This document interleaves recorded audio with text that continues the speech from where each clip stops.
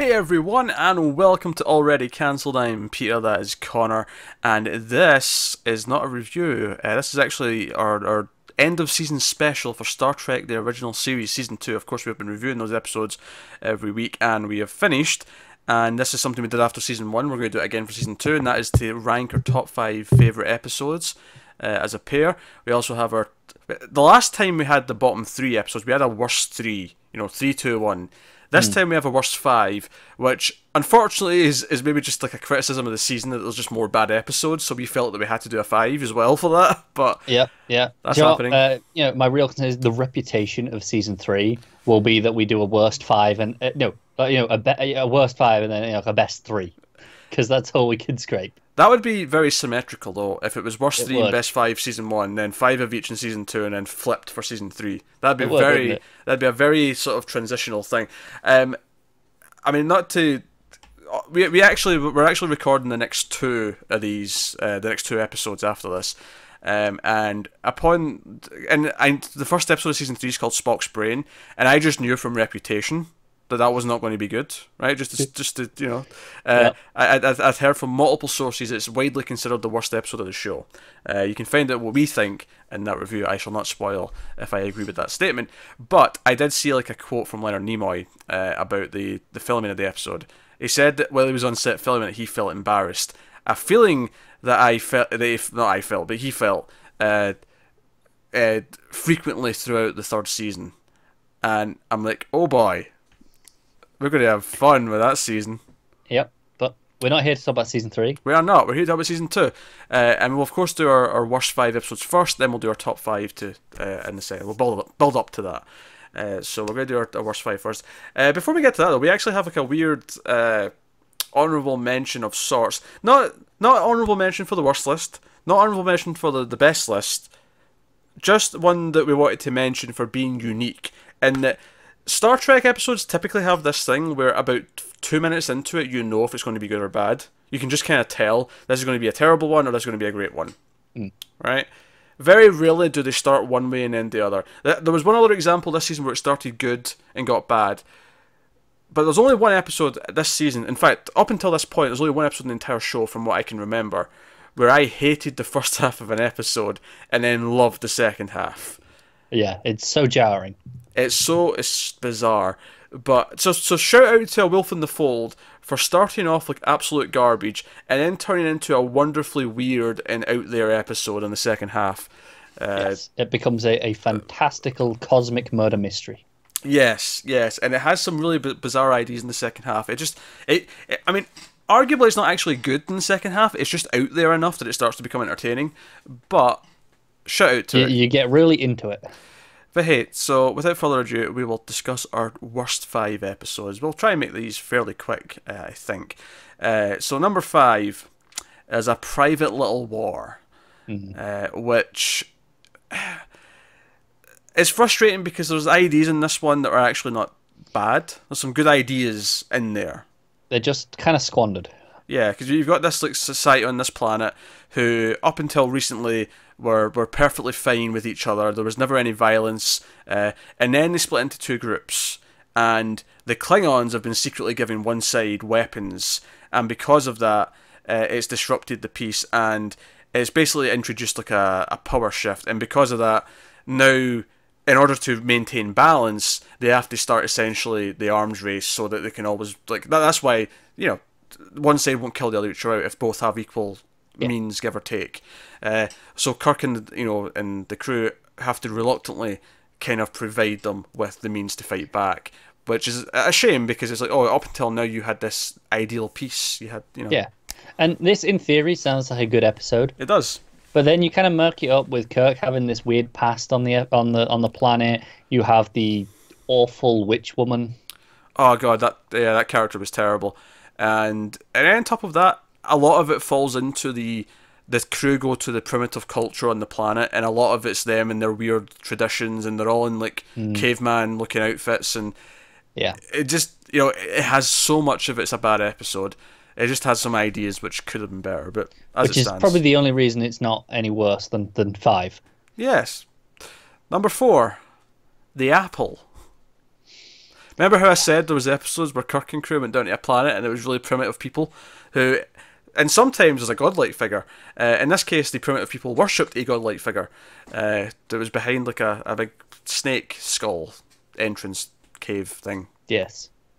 I don't have a lot to say about it. I can barely remember a lot of it, to be honest. It was like a stereotypical, it was the archetypical bad episode of Star Trek. That's it. I think the two things that we typically hate as a rule are the primitive culture ones and the godlike figure episodes. Mm-hmm. There are generally our least favorite. There are exceptions, of course, but generally speaking, those are the ones that we start 2 minutes in and groan. Yep. This does both of them.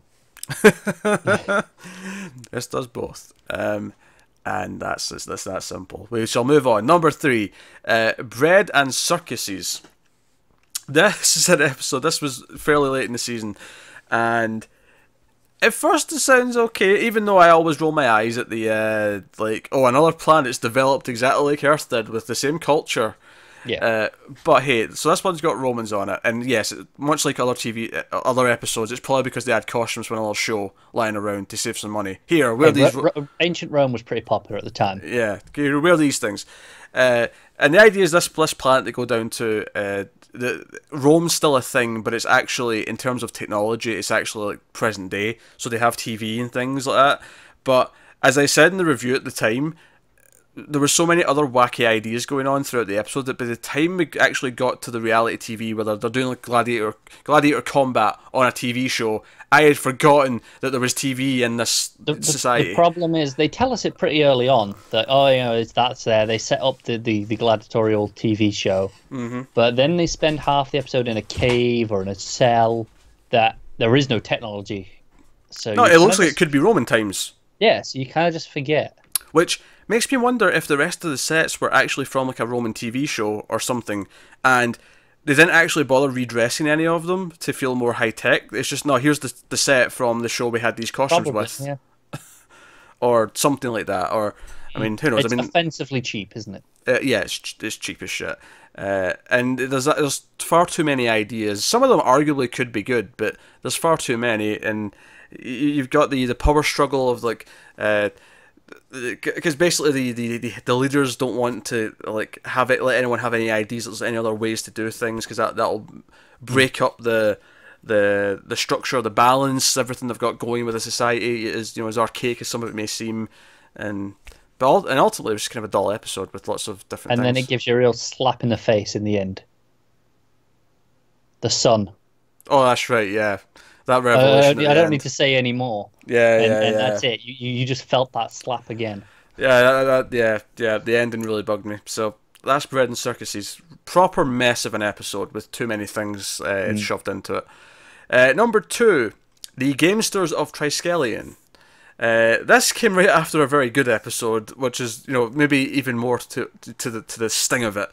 But this is a really bad episode in which Kirk, Uhura, and I want to say Chekhov. Yeah. I want to say Chekhov. Get enslaved on a planet where they're basically put into gladiator combat for the amusement of these godlike figures. Yes. So we got godlike figures. There's 3 of them, but it's still whatever. So there's a trio of godlike figures, same difference.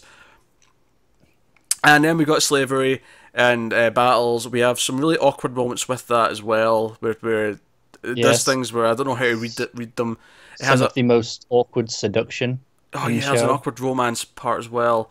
And then by the end, it's like, oh, we've taught these godlike entities who are actually like computers a better way. And I mean, they were kind of computers. Society can advance now, I guess. Yeah, I'm forgetting exactly what they ended up being. They were like computers, but I don't know if they used to be other being. I think they were aliens that came from elsewhere. I think so. Yeah. I don't know. It was really murky. It was not a good episode, so it's slightly less memorable because of that. And honestly, the biggest problem with it though is that so much of the runtime is this fights in this very cheap one arena. This like and square. They're pretty boring fight, even by Star Trek standards. They're pretty unimaginative fights, and they go on for a long time. They do, yeah. You kind of just check it out. Go, all right, okay, fight overdone. Yeah, I'll go grab a drink. I'll be back in 2 minutes. Oh, look, it's still going. Yeah. So that's number 2. Number 1. is the Omega Glory. Mm-hmm.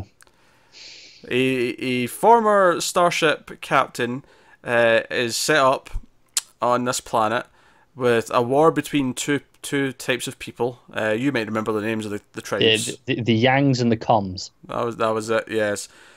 Sounds a lot like Yanks and communists, doesn't it? It does. Or maybe commies, more specifically, to go with the sound. And oh god, this is. This might be the only episode that actually made me angry. Like, I don't know, physically angry. So again, we've got like some stuff that's developed from Earth on this planet as well for no reason. They kind of get around it a little bit by telling us that okay, some of it's come from this Starship captain.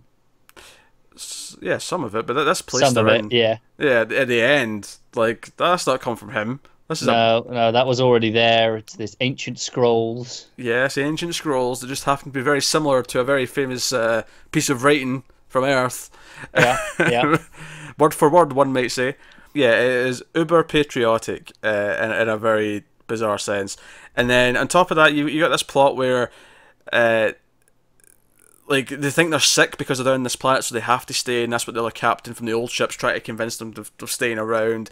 But oh no, he's actually evil now. He's got all these other plans going on. He wants to stay here because he thinks they all live forever, so he wants the Fountain of Youth.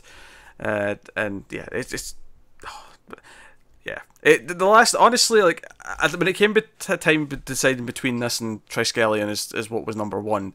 What was the worst episode of the season? I think Triskelion might be generally more awful on a more balanced way, throughout the episode. More consistently bad, sure. Yeah. This is just really, really mediocre with some really stupid ideas, and then the final 10 minutes is like just. like I said, the final 10 minutes made me angry. It's the only time I've left an episode of Star Trek angry. I've been disappointed. I've been like bored. I've been just, disappointed, whatever, but angry. It just really, really just forced patriotism for no reason. It just didn't make any sense. It was just really cringeworthy. We spoke a lot about, the analogies are fine. That's the point of science fiction, to take something, put it into a slightly different, concept, a world, aliens, whatever, and make your point through that. Mm-hmm. This doesn't even. I mean, there's another episode that doesn't hide it either. But this is offensively just no. This is our message. This is propaganda. This episode. That's what it is. Yeah, pretty much. It's propaganda. There you go. That's a good word for it. So, I guess we'll move on then to the best 5 episodes. So, please remind me of better days. So number 5, going all the way back to the season's very first episode, Amok Time, a Spock-focused episode where he is going through this ritual that he's supposed to go through at this point in his life because he's a Vulcan, which ends up with some trial by combat and some various other things. But where this episode shines, I think, is more how it explores the Kirk, Spock, and McCoy dynamic. It's them questioning the rituals. It's Kirk stepping up and getting into the combat as well. Yeah, and how they get out of that, but it's the testing of that relationship that I think is the most fascinating part, because I think it's one of the first times in the show where it means so much more because we've spent a whole season with them at this point. So to put them in this situation where it means something that they all have these bonds together. So it does, and I don't know how much they really think about the order of the episodes that they were putting out. Back then, obviously now they do, but it feels like a statement of this season is about their relationship between these 3 characters. That's what this season's going to be exploring. And I think some of the best episodes are about their relationship. Oh, no, they are, absolutely. And I think, in fact, I think we'll see that in the next episode as well. But I think Amok Time started off the season strong by saying, no, we've actually spent an episode exploring one of our characters already. This is what we're doing this season. We're going to actually delve into them and analyse them and break them apart and put them back together and say, hey, this is who these people are. We're going to deconstruct some of them a little bit. So I think that's a really, really smart move. Number 4, it's also kind of Spock focused in that it's Journey to Babel, which is where the episode where we meet Sarek. Actually, we meet Spock's parents, Sarek and I can't remember his mother's name. Forgive me, But It's not coming to me. But yeah, we meet them for the first time. We also meet various other aliens for the first time as well. The idea, the ones who make up the Federation. So it feels like it's a big episode in terms of lore, both for Spock and his history in Vulcan, but also just the Federation as a whole. And it essentially plays as a murder mystery, kind of. Yeah. Which clearly we're a fan of because we like the cosmic murder mystery stuff in Wolf of the Fold. We do, and I had fun with that too. So I think there's a lot of that stuff, but it also it just has a really fun plot at the center. It does. It's got a really strong plot, but then, like I say, the Spock stuff, it gives a lot of really big relationship with his father, and it forms the type of man he is. Yeah, and his mother as well. It does get to that, yeah. Because I think it's McCoy who speaks to his mother and asks him because in fact some of that stuff's really fun with McCoy. He wants all the embarrassing baby questions. Essentially. Yeah. The glee in his face, he's asking all that stuff is so much fun. And again, this all means more because by the time we get to this, it's been like a season and a half or whatever. And this is one of those where it kind of really hammers home the idea that he's an outcast on Vulcan, because even though we in the Enterprise he's seen as the outcast for being or for being different, there he was as well, because he wasn't the same as all the other kids. So again, actually possibly even more so than Amok Time actually really gave us a lot more in his character. It does, yeah. So no, it was really good for that. Number 3, really popular episode, The Trouble with Tribbles. Yeah, I don't think it's surprised anyone to see that on this list. Nah, it's super fun. It's very light-hearted. There's a lot of fun stuff with you got Klingons are back. It's nice to have the Klingons there with they're antagonists, but they're not necessarily like, oh, the Klingons are trying to shoot us. It's not one of those episodes. It's not. No, it's more political scheming. Yeah. And there's some fun stuff. There's fun side characters. You got obviously the guy selling the Tribbles is a fun character. You've got the councilman or whoever he is who's called the Enterprise in, and then Kirk's pissed at him for calling him in. He's like, this is an offence. You could be, you said this is an emergency. High emergency beacon. Yeah. And it's full of fun stuff. And then the whole thing is that there's a Klingon disguised as a human being at the end, or is it a Romulan? It was a Klingon. It was a Klingon. Yeah, it was a Klingon. Yeah. And then you have the fantastic cafeteria bar fight.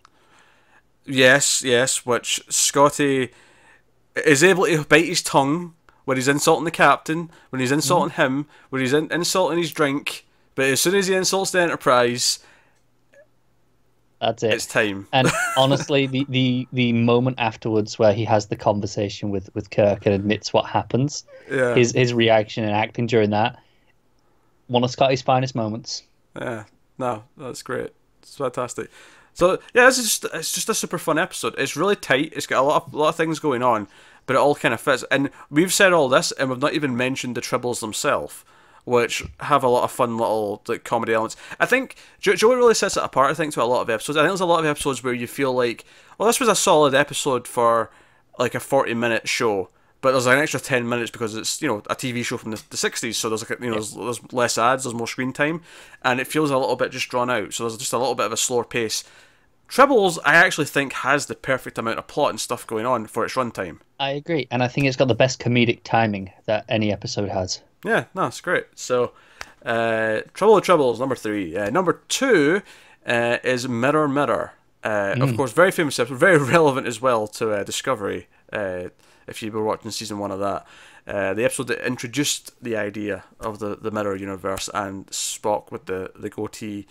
Yes. As infamous as that is. It's pretty infamous, yeah. But no, obviously, it's a classic episode for a reason, much like Tribbles. It explores the characters, it explores the ideas of Starfleet, the Federation, because it contrasts with this evil universe where they're all, fascist dictators and, they're all out to kill each other to get ahead and all the rest of it. So it kind of examines the theology of the show in general. Definitely. It's a really solid, fun episode. And like you say, it opens up the lore as well, even though we obviously it goes into a lot deeper later on in various other shows. But even here, there's quite a bit added immediately of just, okay, there's other universes. That's pretty big. Yeah. So, and on top of that, of course, you have the great character beats. You have all these various things, and just the characters realizing who they are and trying to fight back. And it's one of those times where our characters actually feel outright heroic. Yeah. which is not typically, even though we associate them as our heroes and protagonists, they're rarely actively heroic. Whereas because the other versions are so downright villainous, they're very noble, but they're not necessarily in situations where they're but there's a big scene later on where they're trapped in the conference room or whatever it is, and they all basically have to make the choice that no, we're not going to go along with this. Exactly. No matter what, and it does feel very heroic. It feels really big, and I think one of the big things that we've said about these episodes, maybe not Tribbles, but we mentioned how Babel and Amok Time are both big episodes for Spock, and they really explore Spock and his relationship with Kirk in Amok Time, or just his own character mythology and alienation, both in Earth and Vulcan, and Journey to Babel. I think this episode explores the theology and the general ideas of the show and Starfleet and the Federation and what these characters live by as a group, as a whole. Yeah. I think it's worth mentioning that they're all about expanding or deconstructing either a character or the whole idea in general. Oh, definitely, yeah. Whereas when you look at all the bad episodes, typically there's none of that. It's just there's a thing that's dangerous. And yeah, I think the only one we can even give credit for trying something is A Private Little War. Yeah, out of the ones that we mentioned.